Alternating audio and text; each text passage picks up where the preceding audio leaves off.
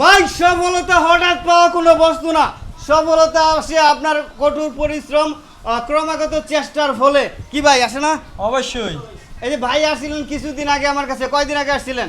এই 3 তারিখে আসছি ভাই। 3 তারিখে আসছিলেন। আজকে যাই হোক যে কয়দিন হয়েছে, এই কয়েকদিনের মধ্যে কিন্তু তিনি কন্টেন্ট মনিটাইজেশন পেয়ে গেছেন, পে আউট পেয়ে গেছেন, সকল সেট আপ কমপ্লিট করে দিয়েছে। আশা করতেছি তার ক্রিয়েটিভিটি, তার কাজ দক্ষতা দিয়ে ভালো পরিমাণে একটা আর্নিং করবেন।